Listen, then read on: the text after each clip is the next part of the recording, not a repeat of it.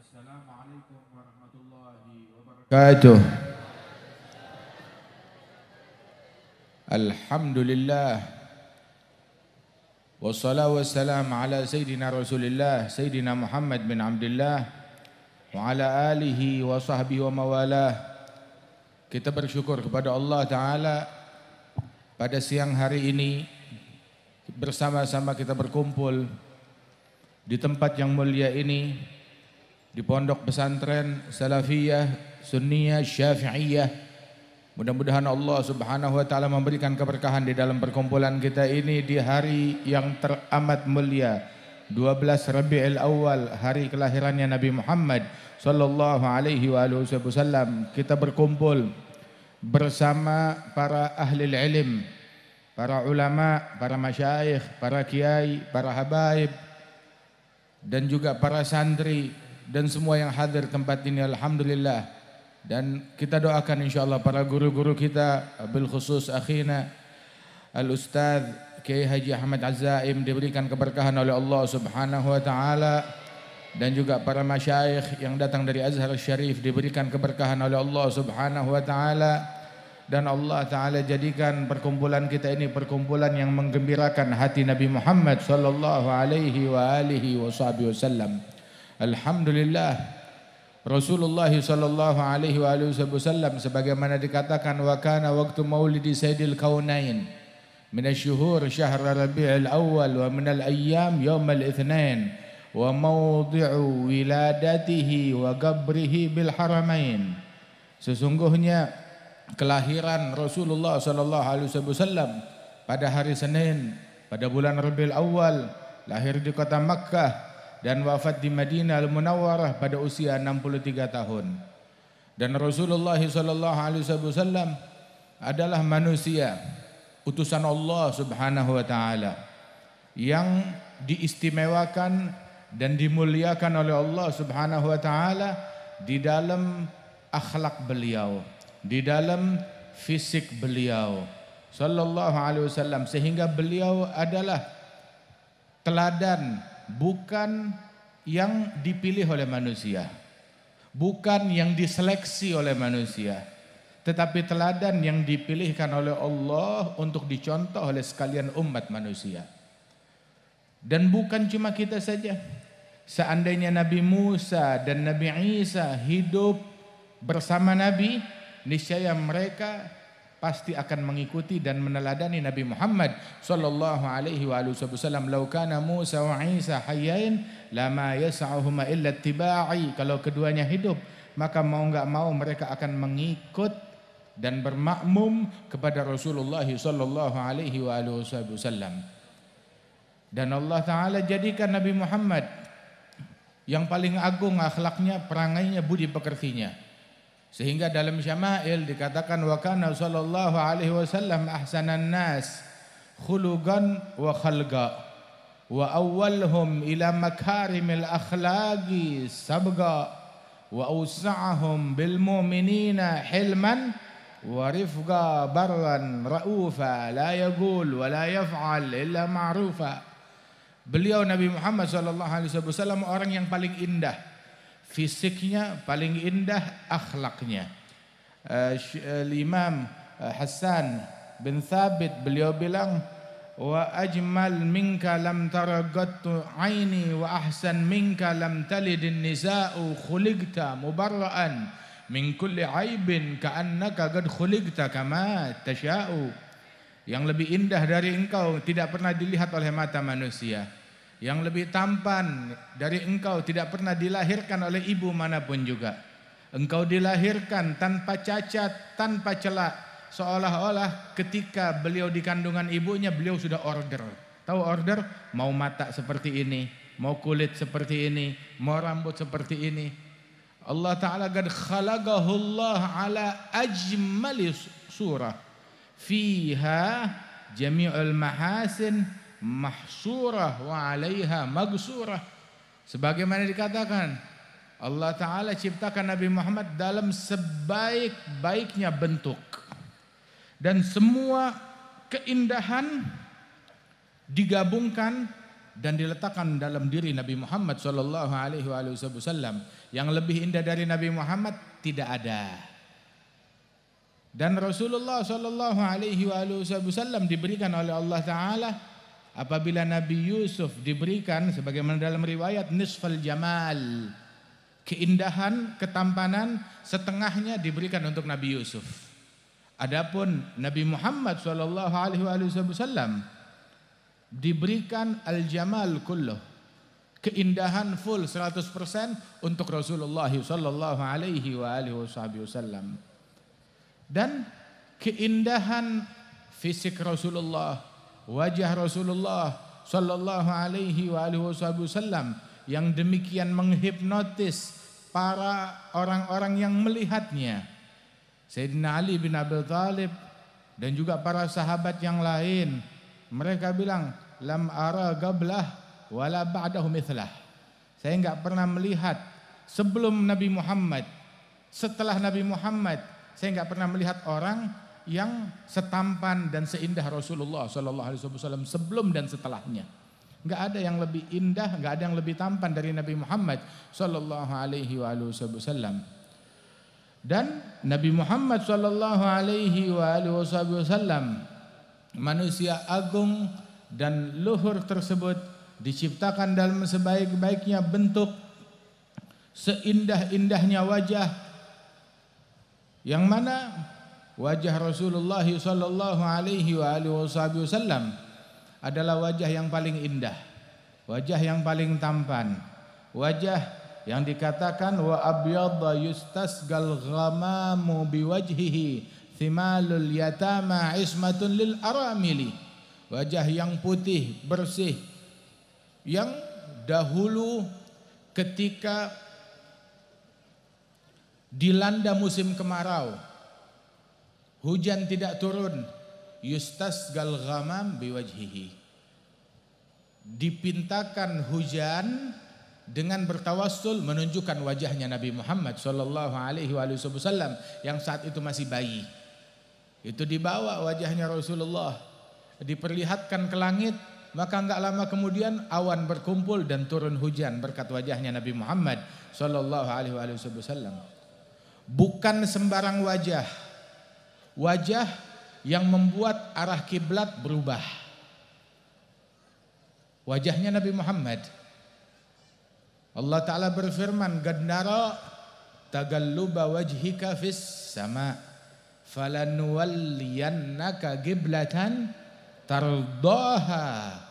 Kami sudah melihat wajahmu yang kau tengadahkan ke langit, menanti-nanti wahyu, minta berharap tapi enggak minta. Wajahnya ditengadahkan, barangkali ada wahyu yang datang, malaikat Jibril turun membawa wahyu untuk menjadikan kiblat ke arah Ka'bah, bukan ke Baitul Maqdis. Nabi hatinya condong ke Ka'bah. Waktu dalam perjalanan hijrah menoleh ke Ka'bah dan melihat, sesungguhnya innaki la ahabbal bilad ilai laula anna qaumi akhrajuni minki ma kharajtu. Sungguh Allah Maha mengetahui, engkau adalah negeri yang paling aku cintai. Kalau bukan karena kaumku mengeluarkan aku dari engkau, aku enggak bakalan keluar, kata Rasulullah sallallahu alaihi wasallam, hingga diperintahkan oleh Allah Ta'ala. Maka Allah Ta'ala ketika melihat kecondongan Rasulullah untuk di dalam sholat kiblatnya menghadap ke Ka'bah, maka Allah Ta'ala nyatakan falanuwalliyannaka qiblatan tardaha. Karena wajahmu itu menginginkan hal yang demikian, kami akan arahkan engkau ke kiblat yang engkau ridhai, yang engkau suka. Ya Muhammad, kiblat mana yang kamu suka? Kiblat mana yang membuat engkau ridha? Falanuwalliyannaka qiblatan tardaha. Kami akan arahkan engkau menghadap ke kiblat yang engkau ridha, yang engkau ridha. Jadi kalau ada orang bilang saat ziarah ke Nabi Muhammad, doa jangan ngadep Nabi Muhammad, ngadep kiblat sana. Kita ngadep kiblat berkat wajah Nabi Muhammad. Terus kita suruh ngebelakangin wajahnya Nabi, ngadep ke kiblat tersebut. saat kita berada di hadapan Rasulullah sallallahu alaihi wasallam. Falanuwalliyannaka qiblatan tardaha. Menghadap ke wajah yang karena wajah tersebut dalam salat wajah kita menghadap kiblat.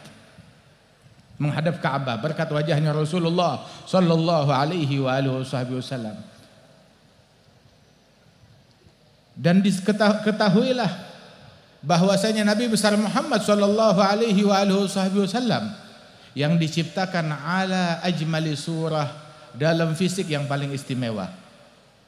Enggak ada bandingnya di dalam fisiknya. Dan tiada bandingnya di dalam akhlaknya. Maha hebat, maha suci Allah yang menciptakan Nabi Muhammad, menciptakan fisik Nabi Muhammad dan menciptakan akhlaknya Nabi Muhammad. Akhlaknya Rasulullah sallallahu alaihi wasallam yang disebutkan oleh Siti Aisyah, kana khuluquhul Qur'an. Akhlaknya Nabi adalah Al-Qur'an. Dan Al-Qur'an tiada bandingnya. Al-Qur'an, qul law kana al-bahru midadan li kalimati rabbi la nafida al-bahru qabla an tanfada kalimatu rabbi walau ji'na bimithlihi madada. Hadzal Qur'an. Dan akhlaknya Nabi adalah Al-Qur'an. Beliau bagikan Qur'an yang berjalan. Beliau dididik oleh Al-Qur'an. Allah Ta'ala yang mendidik kepada Rasul sallallahu alaihi wasallam. Nabi bilang di dalam hadis, "Addabani Rabbi fa ahsana ta'dibi." Allah Tuhanku mengajarkan aku adab, dan sebaik-baiknya ajaran dari Allah Ta'ala. Setelah Allah mengajarkan adab dan akhlak kepada Nabi Muhammad, maka Allah memuji akhlaknya Nabi Muhammad. Wa innaka la'ala khuluqin azim. Engkau berada di dalam budi pekerti yang teramat luhur, yang teramat agung, sallallahu alaihi wasallam. Kemudian dijadikan Nabi Muhammad teladan bagi kita sekalian. Laqad kana lakum fi Rasulillah uswatun hasanah. Teladan buat siapa? Buat yang kaya maupun yang miskin.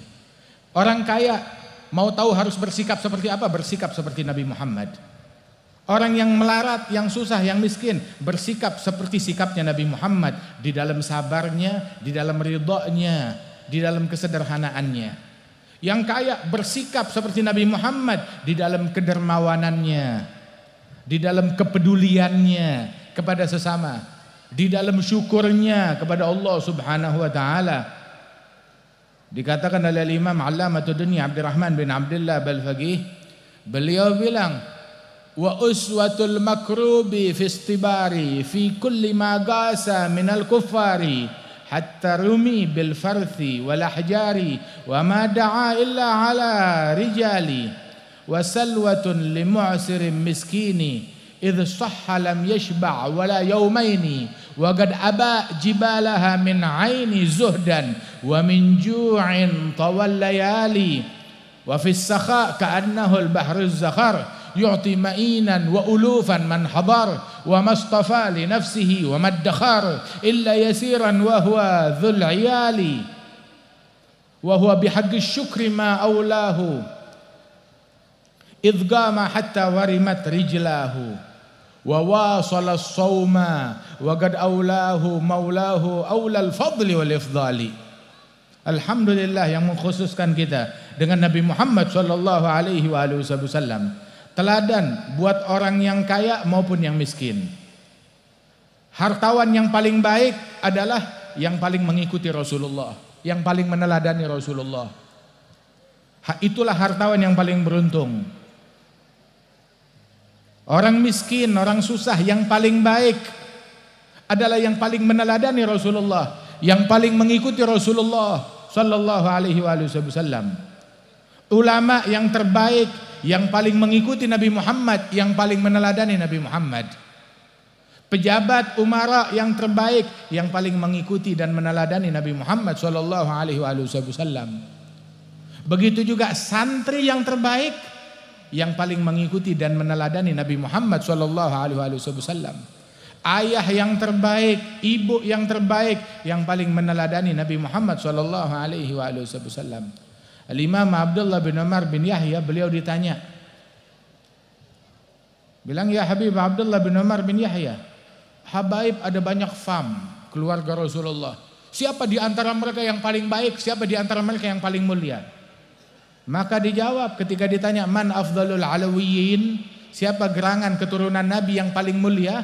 Maka dijawab, afdaluhum atammuhum ittiba'an bin Nabi Muhammad.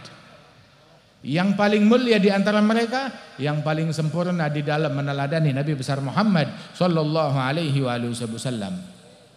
Kita membaca ratib Al-Imam Abdullah bin Alul Haddad, sahibul ratib, sahibul aurat, sahibul adhkar, memiliki banyak karangan, mujaddid pada masanya, yang di masa hidupnya ratibnya dibaca di Masjidil Haram dan dibaca di Masjidil Nabawi di masa hidup beliau.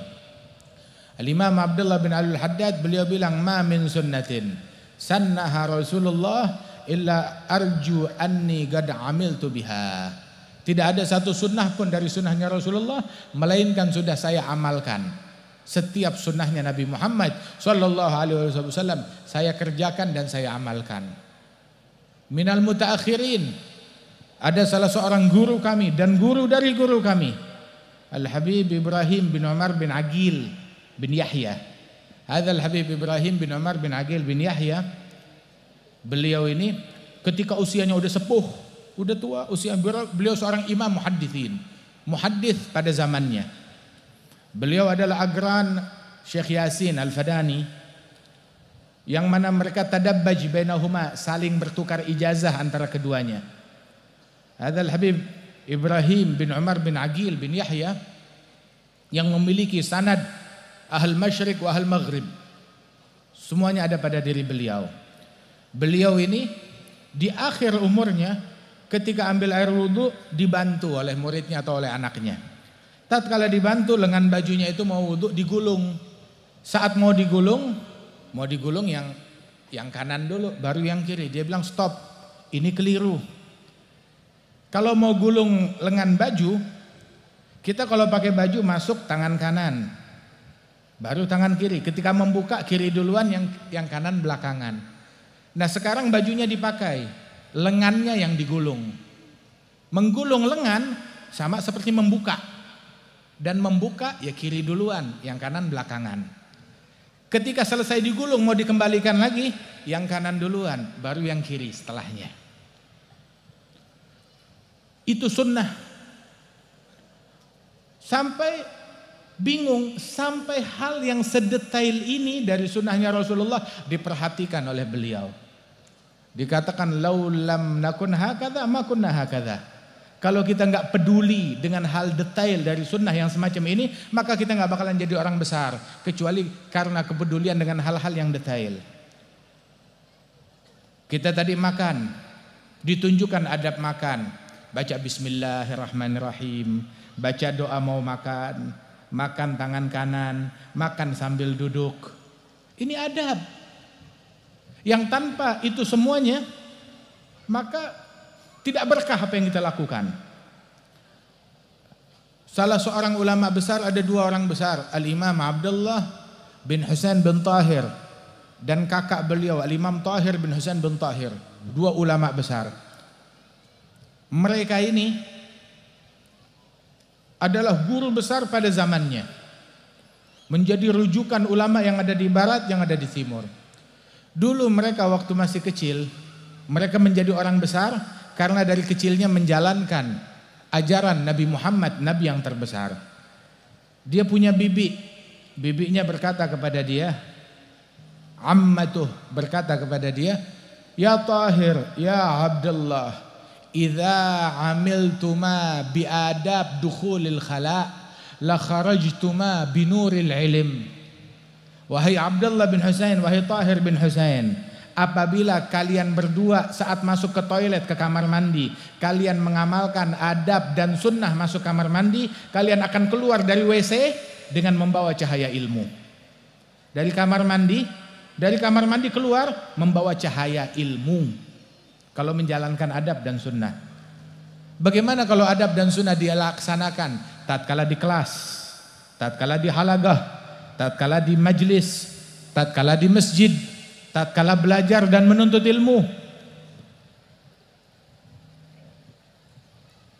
Guru daripada guru kami, Al-Imam Abdullah bin Umar Asy-Syatiri, itu beliau bilang, la yakun talib ilm man lam yuhafiz ala qiyamil lail wala ala salatil jamaah. Jangan ngaku santri kalau tidak istiqamah di dalam bangun malam tahajud dan di dalam sholat jamaah. Santri enggak sholat jamaah, jangan ngaku santri. Santri enggak bangun malam, bukan santri.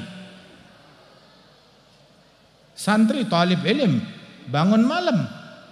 Talib ilm, sholat jamaah.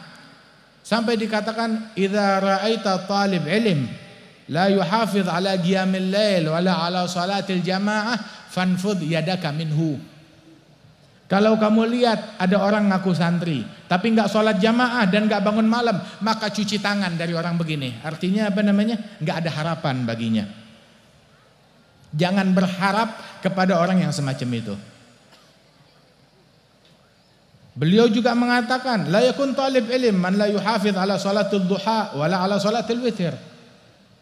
Enggak pantas menyandang gelar santri orang yang tidak sholat duha dan enggak sholat witir. Santri enggak sholat duha, santri enggak sholat witir. Duha walaupun 2 rakaat, witir walaupun 3 rakaat, adnal kamal kata ulama. Walaupun 3 rakaat sholat witir. Sholat jamaah, bangun malam walaupun 15 menit sebelum subuh. Rasul sallallahu alaihi wasallam enggak meninggalkan yang namanya qiyamul lail, tidak meninggalkan tahajud. Dikatakan oleh Syawaf, kanu masyahiril qaum idza jaa waqtu shaum shamu wa bil lailin naum ma ya'rifunahu wallah. Para pembesar akhirat, kalau datang waktunya puasa, tiap ada momen disunahkan puasa, engkau dapati mereka puasa. Dan ketika malam hari, mereka bukan orang yang tidur meninggalkan qiyamul lail. Mereka tidak kenal tidur di saat-saat qiyamul lail. Mereka tahajud, bangun malam. Tatajafa junubuhum 'anil madaji' yad'una rabbahum khaufa wa tama'a wa mimma razaqnahum yunfiqun. Di antara guru-guru kami dan guru-guru mereka, mertuanya Al-Habib Umar bin Hafidh, Al-Habib Muhammad bin Abdullah Al-Haddar, mertuanya Habib Zain bin Sumaid Madinah. Mudah-mudahan mereka diberikan kesehatan. Nah, ini mertua mereka almarhum Al-Habib Muhammad bin Abdullah Al-Haddar. Beliau punya pondok di Yaman sana. Itu terkadang pernah sesekali masuk waktu sholat, beliau datang ke masjid di Rubat sudah terlambat. Imam sudah di rakaat kedua. Maka dia ikut sholat. Selesai sholat, salam, maka dia ajak santrinya, satu orang, sini temenin saya sholat lagi. Kenapa? Kita ngulang sholat. Bilang, Habib, kan tadi sudah sholat, sholatnya juga dapat jamaah kita. Betul, kita dapat jamaah, tapi kita tidak mendapatkan pahala takbiratul ihram bersama imam. Dan saya tidak pernah luput seumur hidup meninggalkan takbiratul ihram bersama imam. Kalaupun luput, saya ulang lagi sholatnya. Itu di Zubat dibilang, fal fadlu fi takbiratil ihrami bil ishtighali agibal imami. Keutamaan sholat adalah dalam takbiratul ihram. Begitu imam takbir, langsung ikut takbir di belakangnya. Itu disebutkan likulli syai'in safwah wa safwatus shalah at-takbiratul ula ma'al imam. Segala sesuatu ada intisarinya, dan intisari dari salat adalah takbiratul ula bersama imam. Mau jadi orang besar, kuncinya adalah peduli dengan hal-hal yang simpel semacam ini. Jangan bilang itu mah kecil. Justru dari hal yang kecil tersebut terbangun istana. Man lam takun lahu bidayah muhrigah lam takun lahu nihayah musyrigah. Man lam yujahid fil bidayat lam yasil ilan nihayat. Barang siapa yang tidak berjuang di awal, maka dia tidak akan mencapai puncak yang gemilang, puncak yang cemerlang. Pernah Nabi keluar dari sholat, Maka mendapati di pasar ada satu orang Arabi, dia duduk dikelilingi oleh orang-orang pasar, seperti orang orang stres, terdiam, ditenangkan oleh orang-orang pasar, seperti orang yang terpukul, stres. Maka ditanya, maluh, kenapa dia? Apa yang menimpa dia? Dibilang, ya Rasulullah, orang ini dia datang bawa unta, naik untanya. Tiba di pasar, untanya diikat di salah satu tempat, maka rupanya tali untanya terlepas, kabur, untanya lari. Dia datang, untanya hilang. Dan untanya mahal, unta yang spesial. Maka ketika mendengar demikian, Nabi bilang, oh, rupanya dia stres gara-gara kehilangan unta. Saya kira stresnya dia gara-gara adzunnu annahu fatathu at-takbiratul ihram, at-takbiratul ula ma'al imam. Saya kira dia stres gara-gara ketinggalan takbiratul ihram bersama imam. Enggak taunya cuma gara-gara unta. Itu orang yang lagi termenung itu, dia menoleh ke arah Nabi. Ya Rasulullah, at-takbiratul ula ma'al imam khair min ibili. Ya Rasulullah, takbiratul ihram bersama imam lebih baik daripada unta saya. Nabi bilang, lebih baik dari untamu dan unta seisi dunia. Lebih baik dari untamu dan unta seisi dunia. Takbiratul ihram bersama imam lebih baik dari mobil, lebih baik dari handphone, lebih baik dari rumah, lebih baik dari motor, lebih baik dari kursi, lebih baik dari tahta, lebih baik dari jabatan. Cuma gara-gara jabatan, gara-gara kursi, gara-gara dunia, lantas ketinggalan satu kali takbiratul ihram bersama imam, rugi, sial, rugi, yang semacam itu. Sunnah Nabi Muhammad sallallahu alaihi wasallam ada siwak. Ini siwak sunnahnya Nabi Muhammad sallallahu alaihi wasallam. Yusannu la ba'da zawali shaimi wa akaduhu lintibahin naimi wa litaghayyuril fami wa lisalah wa sunna bil yumna al araku aulah. Laula nasyugga ala ummati la amartuhum bisiwak inda kulli wudu, fi riwayah inda kulli salah. As-salah bisiwak khair min 70 rak'atan, bisiwak khair min 70 rak'ah bighairi siwak. 2 rakaat dengan siwak lebih baik daripada 70 rakaat tanpa menggunakan siwak. Kalau tidak khawatir akan memberatkan umatku hingga diwajibkan oleh Allah Ta'ala, saya akan wajibkan kepada umatku menggunakan siwak setiap kali mereka berwudu dan setiap kali mereka sholat, kata Rasulullah Sallallahu Alaihi Wasallam. Ada siwak sunnahnya Nabi Muhammad. Disebutkan, tahu apa manfaat siwak yang terbesar? Mengingatkan di saat-saat kematian dengan kalimat La ilaha illallah. Itu di antara manfaat siwak. Ada sunnahnya Nabi Muhammad. Dan siwak lebih baik daripada kursinya gubernur, lebih baik daripada jabatan presiden 1000 tahun, bukan 5 tahun. Wallah, siwak ini lebih baik daripada kursinya presiden, bukan 5 tahun, 1000 tahun dia menjabat presiden dengan siwak ini lebih baik. Kenapa? Sebuah kayu, bukan sembarang kayu. Bukan sembarang kayu. Akan tetapi ini adalah sunnahnya Nabi Muhammad. Siwak mardatun lirrabb, matharatun lilfam, maskhatatun lisyaitan. Itu dalam riwayat siwak membuat Allah ridha, membersihkan mulut, membuat syaitan murka. Kenapa lebih baik daripada kursi, daripada tahta, daripada jabatan, daripada dunia? Kenapa? Sebab satu ayat, Qul in kuntum tuhibbun Allah. Qul in kuntum tuhibbun Allah fattabi'uni yuhibbukum Allah wa yaghfir lakum dzunubakum. Ya Muhammad, katakan kepada umat, dan Nabi mengatakan, kalau kalian cinta kepada Allah, maka ikuti Nabi Muhammad. Ini kalimat ini, ayat ini membuat kita heran. In kuntum tuhibbun Allah, kalau kalian cinta kepada Allah. Kalau cinta kepada Allah, ikut Allah, turut Allah, sembah Allah, taati Allah. Tapi kalau kalian cinta kepada Allah, malah dibilang ikuti Nabi Muhammad. Harusnya konotasinya cinta kepada Allah, ikuti Allah, sembah Allah, taati Allah. Tapi Allah Ta'ala jadikan kalau kalian cinta kepada Allah, ikuti Nabi Muhammad. Terus setelah itu, ikuti Nabi Muhammad, maka Nabi yang balas, Nabi cinta kepada kalian. Bukan, ikuti Nabi Muhammad, Allah cinta kepada kalian. Diputar lagi. Cinta kepada Allah, ikuti Nabi Muhammad. Kalian ikuti Nabi Muhammad, Allah cinta kepada kalian dan Allah berikan ampunan kepada kalian. Diputar lagi. Subhanallah, betapa agung Nabi Muhammad. Betapa mulia Nabi Muhammad. Wa ayatu hubbillah minnatiba'uhu bihi wa'adal ghufran ba'dal mahabbati.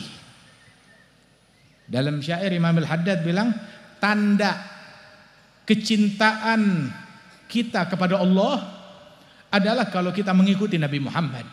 Dan kalau ketika kita mengikuti Nabi Muhammad, Allah janjikan ampunan dan kecintaan. Yuhibbukumullah wa yaghfir lakum dzunubakum. Kenapa siwak lebih agung dari kursi presiden? Sebab di balik siwak ini adalah yuhibbukumullah wa yaghfir lakum dzunubakum. Dua hal. Allah mencintai kalian dan mengampunkan dosa-dosa kalian. Karenanya segala kemuliaan sudah ada pada umat Islam di dalam peneladanan terhadap Nabi Muhammad sallallahu alaihi wasallam. Apakah setelah kemuliaan ini, setelah keagungan ini, kita masih mencari kemuliaan dengan menjilat sana, menjilat sini? Lah, kemuliaan ada di sini semuanya. Keagungan ada di sini. Sayyidina Umar ibn al-Khattab, beliau bilang, nahnu qaumun a'azzanallah bil Islam. Inibtaghaina al-izzata bighairihi adzallanallah. Kita kaum dimuliakan oleh Allah dengan Islam. Kalau kita mau cari kemuliaan dari lain Islam, maka kita akan dihinakan oleh Allah Ta'ala. Ketika terjadi keterlambatan kemenangan atas pasukan kaum muslimin di dalam jihad yang diutus oleh Umar bin Al-Khattab, lama nggak menang-menang, maka pemimpin pasukan yang sudah mengepung kota itu tapi nggak berhasil menerobosnya, minta bantuan pasukan kepada Sayyidina Umar bin Al-Khattab, kirim lagi bantuan pasukan. Maka Sayyidina Umar berkata, membalas, kita nggak punya pasukan. Masalah kamu bukan karena kekurangan pasukan, tapi kekurangan adab. Coba cari tahu, musyawarah kepada sepuh, kepada orang tua, kepada orang-orang yang mencerminkan kesolehan, ketakwaan, sowan kepada mereka. Di antara pasukan tuh ada orang-orang soleh, ada aulia wa sholihin. Cari tahu, minta isyarat dari mereka. Dan cari tahu, kekurangan kalian bukan karena kurang pasukan, tetapi pasti ada satu adab, satu sunnah yang kalian telantarkan. Maka mereka datang kepada para ulama, kepada orang soleh di kalangan pasukan. Kemudian ditanya, apa sebab kekalahan kita? Sebab kita masih belum menang. Keterlambatan pertolongan Allah ini dari mana sumbernya? Dia bilang karena pasukan ini menelantarkan satu sunnah, sunnah siwak. Akhirnya panglima bilang, besok semua pasukan harus punya siwak. Semua tentara mesti punya siwak. Nggak punya senjata nggak masalah, tapi harus punya siwak. Maka ketika pagi hari itu pasukan memotong pohon siwak yang ada di sekitar mereka, dipotong-potong dan dibagi-bagi kepada pasukan. Itu penjaga yang berjaga di bentengnya orang-orang kafir. Ketika pagi hari melihat kaum muslimin menebang-nebang pohon, mencincang pohon menjadi kayu-kayu kecil, kayu siwak, maka mereka laporan ke raja mereka.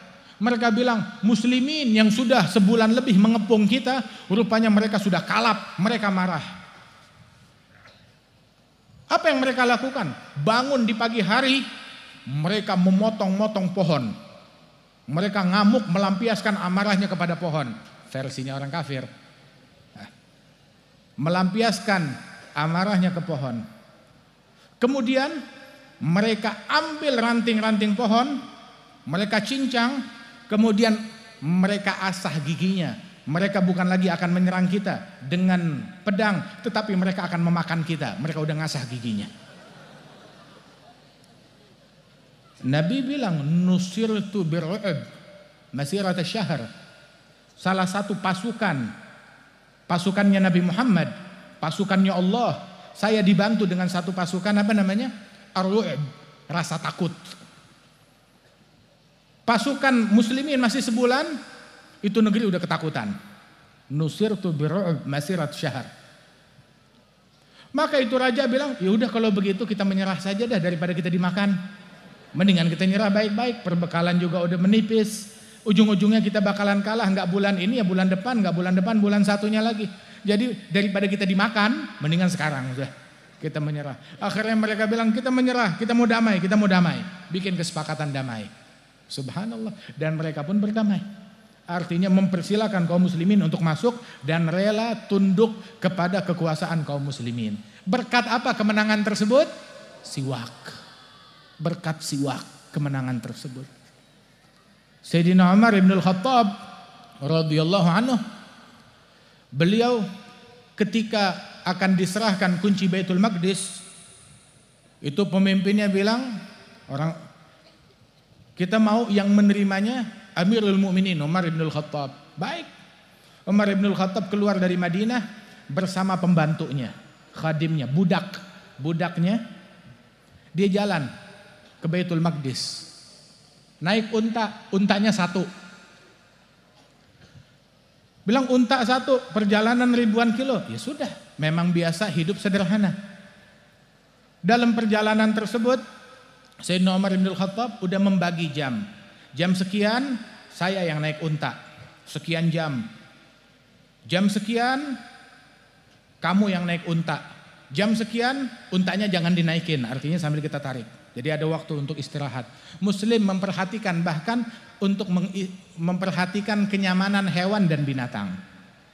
Disunnahkan oleh Nabi Muhammad SAW bahwasanya seseorang ketika dia beristirahat turun dari kudanya. Jangan dia istirahat masih tetap duduk di kudanya. Kudanya juga perlu istirahat. Gak bisa suruh gendong dia melulu. Dan ketika beristirahat, turunkan barang dari unta tersebut. Turun dari untanya, jangan istirahat, enggak saya mau tidurnya di atas unta aja lebih nyaman. Ya untanya juga perlu tidur. Maka begitulah. Budaknya bilang, saya kan budak, kamu kan raja, presiden, kamu aja yang naik, saya jalan di bawah. Sayyidina Umar bilang, enggak, kamu manusia, saya manusia, kamu juga perlu, kamu juga capek, penat. Jadi aja sekian jam saya yang naik kuda, saya yang naik unta, sekian jam kamu yang naik unta. Dan uniknya ketika sampai di Baitul Maqdis, pas gilirannya budak yang lagi naik unta. Budaknya bilang, ya Amirul Mukminin, ini udah memang jatahnya saya, tetapi kamu bakalan disambut. Ya, kamu yang naik unta. Dia bilang, enggak, jatah kamu ya jatah kamu. Mau disambut mau apa? Ya jatah kamu. Ketika sampai di Baitul Maqdis, disambut mana Amirul Mukminin? Amirul Mukminin kok budak berkulit hitam, naik unta. Bilang bukan saya Amirul Mukminin. Terus mana? Tuh yang lagi megang tali kendali unta. Amirul Mukminannya yang lagi megang tali kendali unta. Yang di atas unta siapa? Saya budaknya dia. Dan hal ini yang membuat gentar musuh-musuh Islam. Kemudian ketika saat momen-momen penyerahan kunci Baitul Maqdis, beberapa tokoh di situ bilang kepada Sayyidina Umar, ya Amirul Mukminin, ini baju kamu ada tambelannya. Dihitung tambelannya ada 13 tambelan. Beberapa tambelan ditambel dengan karung.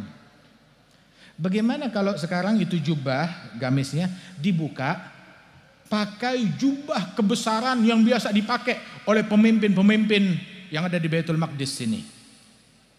Baik, jadi kita punya wibawa. Maka dibuka bajunya yang ada 13 atau 16 tambelan. Kemudian Sayyidina Umar memakai baju kebanggaan mereka. Baru jalan berapa langkah, Sayyidina Umar berbalik dan dia lepaskan jubahnya tersebut. Kemudian dia ambil, mana gamis saya, sini. Kita adalah kaum yang dimuliakan oleh Allah dengan Islam. Kalau kita mencari kemuliaan selain daripada Islam, maka kita akan dihinakan oleh Allah Subhanahu wa taala. Marhaban bil adlan nabi.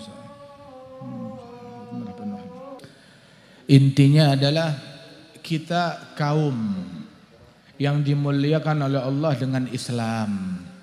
Kalau kita mau mencari kemuliaan dari selain Islam, maka kita akan dihinakan oleh Allah. Kita sudah mulia dengan siwak kita. Kita sudah mulia dengan pakaian sunnah kita. Kita sudah mulia dengan sholat jamaah kita. Kita sudah mulia dengan qiyamul lail yang kita lakukan, yang kita miliki.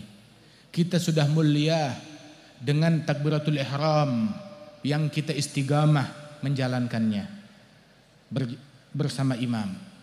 Kita sudah mulia dengan sholat duha kita. Kita sudah mulia dengan sholat witir yang kita rutini. Kita sudah mulia dengan Al-Quran yang kita baca setiap hari, yang secara rutin kita hatamkan, entah itu sebulan sekali atau 2 bulan sekali atau 2 minggu sekali. Kita sudah mulia dengan kitab-kitab ilmu yang kita kaji.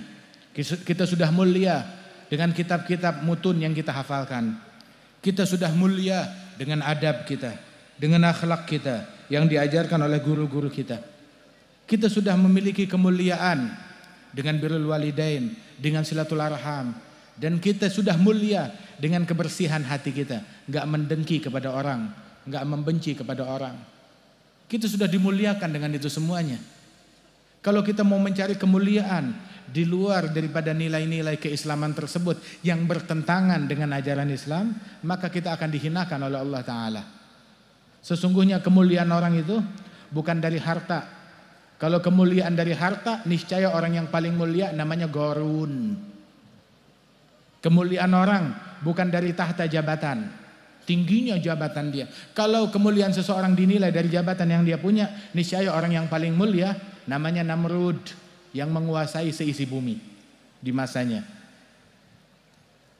Atau Fir'aun, walaupun dia menguasai Mesir, memiliki kekuasaan dan gak pernah sakit, dan sampai dia menganggap dirinya Tuhan. Waliyadzubillahi min dzalik. Tetapi kemuliaan bukan harta, bukan tahta, bukan juga dari banyaknya pengikut, bukan juga dari banyaknya masa yang dia punya, enggak.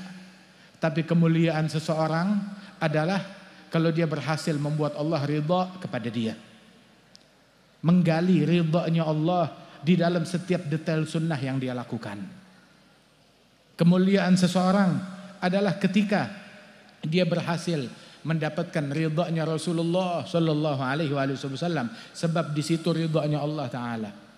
Demi senyumannya Nabi, demi ridhanya Nabi Muhammad, seseorang rela menjual segalanya, memberikan segalanya asalkan bisa mendapatkan ridhanya Rasul dan ridhanya Allah Subhanahu wa taala.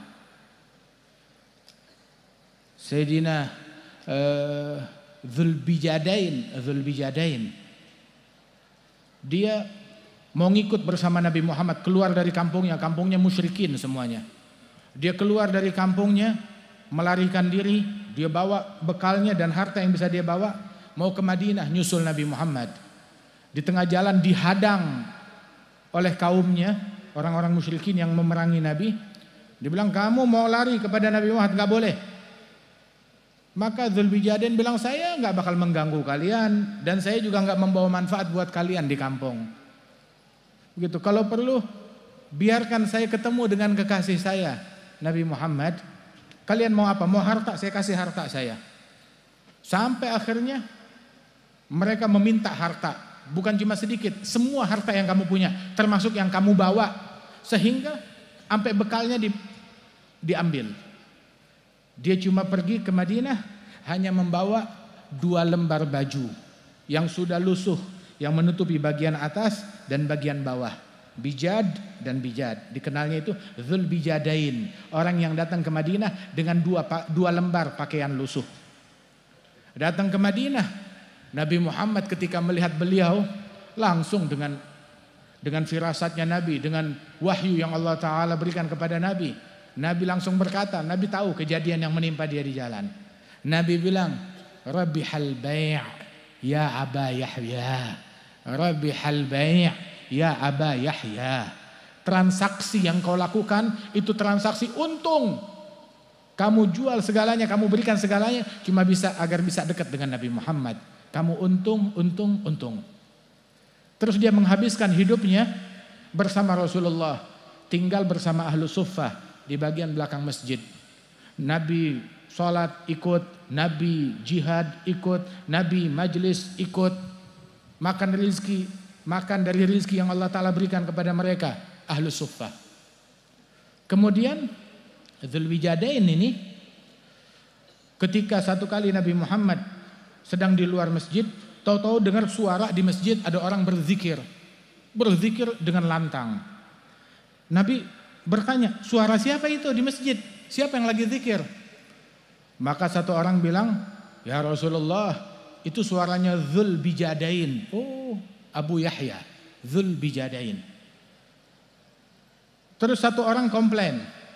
Dia bilang, ya Rasulullah, dia zikir dengan lantang, suaranya sampai kedengaran keluar. Innahu mura'in. Dia adalah orang yang riya, ingin dipuji karena zikir dengan lantang. Maka Nabi membantah, kata siapa orang kalau zikir keras-keras itu riya? Itu bukan riya, bukan juga bid'ah. Bukan. Nabi tidak melarang. Yang melarang itu yang bid'ah. Nabi enggak melarang. Ada pernah Nabi melarang, jangan zikir keras-keras. Di dalam Al-Quran, wadhkurullaha katsira. Suruh zikir yang banyak. Man dzakarani fi nafsi dzakartuhu fi nafsi, wa man dzakarani fi mala'in dzakartuhu fi mala'in khair min mala'ih. Dalam hadits qudsi fil Bukhari disebutkan hal yang demikian. Nabi mengatakan, la, dia bukan riya, innahu awwah. Dia adalah orang yang selalu merujuk kembali kepada Allah Subhanahu wa taala. Dipuji oleh Rasulullah.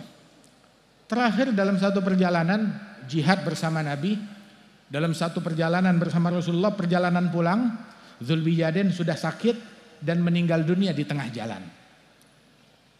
Dimandikan, yang memandikan, yang ngurusin jenazahnya pembesar-pembesar sahabat, Sayyidina Abu Bakar, Sayyidina Umar, Sayyidina Ali, Sayyidina Utsman. Mereka yang ngurusin jenazahnya. Digali kuburannya, dimandikan, dikafankan, dan Nabi yang mensolatkan di malam hari. Begitu mau dimasukkan dalam lubang kubur, Nabi bilang stop, tahan. Nabi turun dulu ke dalam lubang. Nabi yang turun ke lubang kubur, Nabi ratakan tanahnya, terus Nabi mengulurkan tangannya, ayo bawa sini jenazahnya.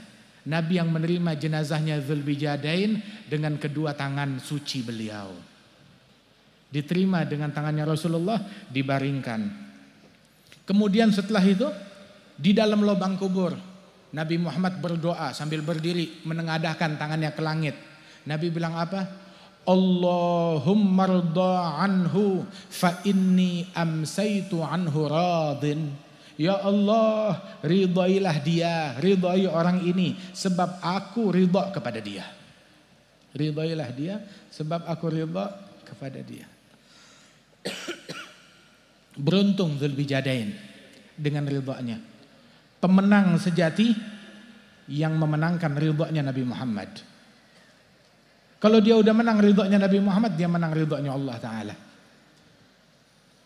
Inilah pemenang sejati. Pecundang sejati yang kehilangan ridhonya Allah, kehilangan ridhonya Rasulullah, walaupun dia berhasil mendapatkan simpati seisi dunia, mendapatkan suara seisi dunia, mendapatkan harta seisi dunia, tapi dia kehilangan ridhonya Allah, kehilangan ridhonya Rasulullah. Dia adalah pecundang sejati. Wal'iyadzubillah min dzalik. Man wajadallah famadza faqad fa ayya syai'in faqad wa man faqadallah fa ayya syai'in wajad. Barang siapa yang menemukan Allah, maka apa yang hilang darinya? Apa yang luput darinya? Tapi barang siapa yang kehilangan Allah, apa sih yang dia capai? Apa pencapaianmu? Apa yang kamu raih kalau kamu kehilangan Allah Ta'ala? Dapati Allah. Nabi bilang, hal raditum ay yarji'an nas ila buyutihim wa manazilihim bisyati wal ba'ir wa tarji'un antum bi Rasulillah sallallahu alaihi wasallam. Tidakkah kalian ridha orang pulang ke kampungnya bawa kambing, bawa unta, pemberian dari Rasulullah. Sedangkan kalian wahai kaum Ansar, kalian pulang enggak bawa kambing, enggak bawa unta, tapi kalian pulang ngeboyong Rasulullah ke rumah kalian. Walladzi tarja'una bihi khairum minalladzi yarji'una bih. Yang kalian boyong bawa pulang lebih mulia daripada yang mereka bawa pulang. Mereka pulang bawa unta, bawa harta, bawa kambing. Kalian pulang bawa Rasulullah sallallahu alaihi wasallam. Ya ma'syaral ansar, al mahya mahyakum wal mamat mamatukum. Wahai kaum Ansar, sahabatku, kata Rasulullah, hidupku bersama kalian, matiku bersama kalian. Laulal hijrah lakuntum ra'an minal ansar. Kalau bukan karena pahala hijrah, maka saya akan terlahir sebagai orang Ansar, kata Nabi Muhammad. Nabi cinta kepada mereka. Sampai Rasulullah SAW bilang, "Lau salakan nas wadi, wa salakal ansar wadi, la salaktu wadil ansar." Kalau orang menempuh suatu lembah dan kaum Ansar minoritas menempuh satu lembah, saya bakal ngikut bersama kaum Ansar. Kata Nabi Muhammad. Enggak ngikut-ngikutan arus, ikut bersama kaum Ansar. Kata Rasulullah SAW, beruntung mereka yang dibela, yang dibanggakan oleh Nabi Muhammad. Beruntung mereka yang mendapatkan Nabi Muhammad. Beruntung mereka yang pulang yang membawa Nabi Muhammad. Dan kita pulang ke rumah kita, bawa Nabi Muhammad, bawa ilmunya Nabi, bawa sunnahnya Nabi, bawa akhlaknya Nabi, bawa adabnya Nabi, bawa cinta dan kerinduan dan kasmaran kita kepada Nabi Muhammad. Jangan berlalu bulan Rabiul Awal melainkan kita menemukan Nabi Muhammad, mendapatkan Nabi Muhammad, terpadukan dengan Nabi Muhammad sallallahu alaihi wasallam. Wala astalidzul 'aish fil bu'di anhumu wa in kana mulkul ardi fi qabdati yaddi. Kelezatan dalam hidup tidak ada enaknya sama sekali kalau jauh dari Nabi Muhammad, kalau jauh dari aulia wassalihin. Kenikmatan dunia enggak ada enaknya kalau jauh dari mereka. Walaupun kerajaan bumi di genggaman tanganku. Kata Imam Abdullah bin Alul Haddad. Raih kemenangan, kejayaan dalam mengikuti jalan mereka. Mengikuti jalannya Kiai As'ad, mengikuti jalannya Kiai Ibrahim, mengikuti jalannya para masyayikh al-mukhlisin. Lihat ikhlasnya mereka. Ikhlasnya mereka. Ini athar. Ini adalah peninggalan dari ini membuktikan ikhlasnya mereka. Sebab apa yang dilakukan untuk Allah langgeng dan abadi. Yang buat selain Allah bubar, udah. Kita makanya jangan terlalu ghurur, jangan tertipu, jangan kegirangan. Ada orang menjalin hubungan bukan karena Allah Ta'ala. Mau itu hubungan atas dasar harta, atas dasar tahta, atas dasar politik, jangan girang. Segala sesuatu yang bukan karena Allah, ini hari jadi teman, besok jadi musuh. Kadang gak nunggu besok, ntar matahari tenggelam dia udah jadi musuh lagi. Begitu dalam situasi yang kayak begini. Tetapi sesuatu yang karena Allah langgeng abadi. Jasanya mereka, jasanya Kiai Ibrahim, jasanya almarhum Kiai As'ad, Masya Allah dirasakan oleh masyarakat. Mereka wafat, mereka meninggal dunia, tapi pahala mereka gak mati. Jasa mereka gak mati. Terus ngalir pahala ke rekening mereka, sedangkan mereka udah berpuluh-puluh tahun di kuburan mereka. Mereka yang hidup adalah yang gak berguna, yang gak manfaat. Adapun para ulama yang ilmunya dimanfaatkan, mereka tetap hidup. Lain daripada mereka, amwat. An-nasu mauta wa ahlul ilmi ahya'u. Mudah-mudahan Allah Ta'ala hidupkan kita dengan sunnahnya Nabi, dengan akhlaknya Nabi, dengan istiqamah di jalannya Nabi Muhammad sallallahu alaihi wasallam. Para masyayikh kita diberikan keberkahan, diberikan kesehatan, yang sudah meninggal diangkat derajatnya oleh Allah Ta'ala.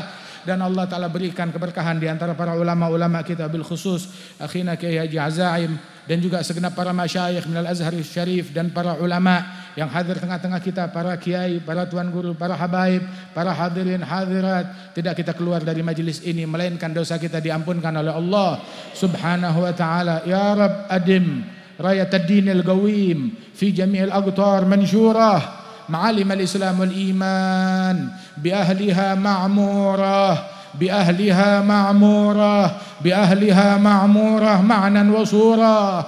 اكشف اللهم كربة المكروبين، اقضي دين المدينين، اغفر للمذنبين، تقبل توبة التائبين، انشر رحمتك على عبادك المؤمنين أجمعين، واكف شر المعتدين والظالمين، ابسط العدل بولاة الحق في جميع النواحي والأقطار، أيدهم بتأييد من عندك ونصر على المعاندين من المنافقين والكفار، واجعلنا يا رب في الحصن الحصين من جميع البلايا، في الحرز المكين من الذنوب والخطايا، أدمنا في العمل بطاعتك وصدق في خدمتك قائمين.